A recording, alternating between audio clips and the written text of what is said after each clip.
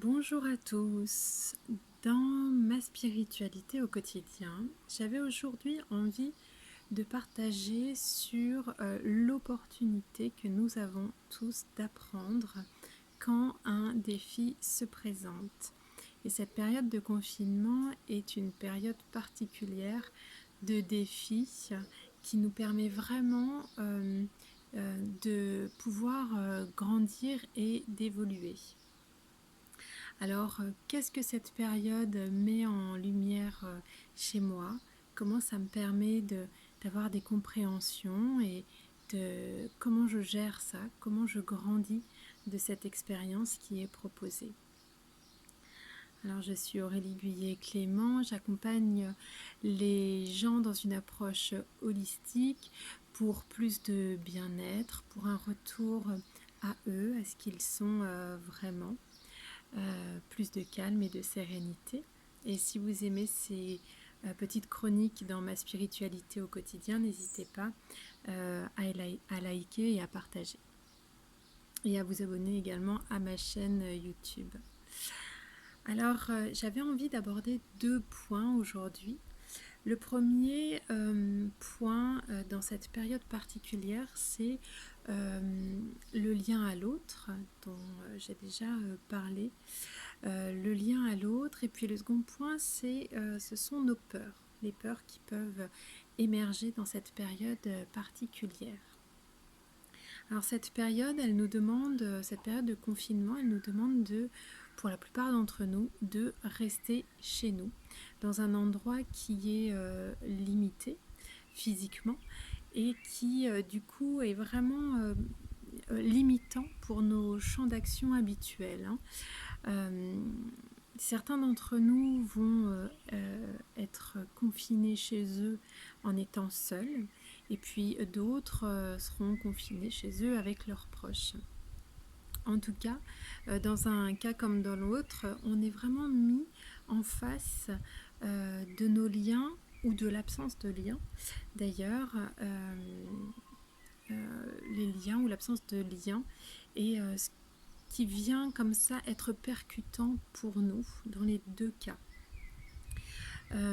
Certains d'entre nous auront la chance d'être dans un endroit certes limité physiquement mais avec un extérieur. D'autres n'auront pas d'extérieur.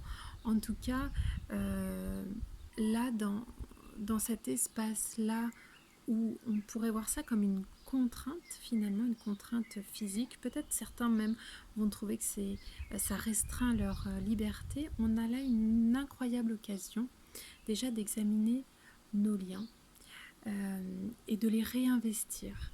Alors réinvestir le lien à soi et réinvestir le lien à l'autre. Simplement en observant déjà là ce qui se passe dans nos réactions dans cette période. Nos réactions, la réaction des autres, les émotions qui peuvent surgir. Et c'est vraiment le vivre ensemble qui peut être réinvesti là. On va peut-être observer des dysfonctionnements dans nos liens aux autres. Voilà. Qu'est-ce qui se passe dans cet espace limité où nous sommes tous? Nous devons peut-être réapprendre à vivre ensemble. Et là, dans cette observation-là, c'est une occasion pour nous de peut-être réinvestir et de remettre de la souplesse dans le lien, peut-être de remettre du calme, de l'écoute, du partage, de la sérénité avec les personnes avec qui nous sommes confinés, ou même au-delà pour les personnes qui seraient seules, le lien avec notre entourage, mais ça peut se faire de manière par téléphone ou par WhatsApp, ou par Skype en tout cas. Comment je réinvestis le lien à l'autre? Qu'est-ce que ça vient me dire là? Qu'est-ce qui émerge? Voilà, vraiment de réajuster comme ça les choses pour que il y ait plus il y ait plus d'alliance, il y ait plus d'entente entre nous, pour que ce soit confortable les uns avec les autres. Le deuxième point que j'avais envie d'aborder, c'est vraiment le point sur les peurs. Alors cette période particulière, elle peut pour certains vraiment exacerber les peurs. La peur de tomber malade, la peur que des proches, certains de nos proches tombent malades, des peurs liées à l'argent, la peur de manquer financièrement. Il y a tout un tas de peurs comme ça qui ressortent dans cette période particulière. Et c'est vraiment une occasion, là encore, de grandir et de se poser la question, quelle place je laisse à mes peurs, ces peurs qui ressortent comme ça, comme un peu des bulles de savon. Quelle place je laisse à mes peurs? Est-ce que ces peurs, je vais les nourrir? Ou est-ce que je vais les accueillir? Qu'est-ce que je vais en faire? Qu'est-ce que ça vient me dire sur moi, sur mon histoire personnelle, sur là où j'en suis dans ma vie aujourd'hui? Et on peut prendre le temps d'observer ces peurs qui ressortent et de voir comment on va les accueillir ou comment on va les gérer. En tout cas, qu'est-ce que ça vient mettre en lumière chez moi. Et c'est des bons indicateurs, ça, pour justement évoluer et grandir. Voilà.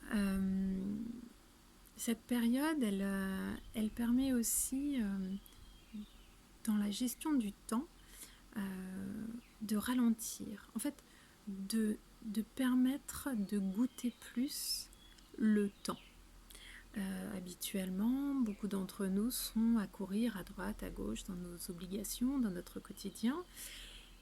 Et là, on a vraiment l'occasion de prendre le temps, de goûter le temps et de le savourer. Et dans ce temps savouré, d'aller comme ça explorer ce qu'on a envie pour nous, pour nos vies. Qu'est-ce qui est juste dans ma vie aujourd'hui, qui me fait du bien, que j'ai envie de conserver, parce que ça me met en joie, parce que je peux vraiment m'exprimer, c'est vraiment moi là. Et qu'est-ce qui est moins juste? Qu'est-ce qui est peut-être qui sonne un peu plus faux? Et de prendre le temps d'aller d'observer tout ça. On a le temps en ce moment de le faire pour que vraiment on puisse se remettre au centre de notre vie en fait et de ce qui est important et juste pour nous. Voilà, donc c'est vraiment une période où on peut vraiment considérer cette période comme bénéfique et apportant comme ça pour nous des choses positives, réajuster nos comportements, réajuster nos attitudes, nos pensées, pour que ce soit plus connecté à nous, à ce qui est bon pour nous, ce qui nous met en joie, ce qui nous fait du bien, et grandir aussi de cette expérience qui nous est proposée. Voilà. Alors si vous avez aimé cette vidéo, n'hésitez pas à liker, à partager, à interagir en mettant des commentaires. Et puis je vous dis à très vite. Bye bye.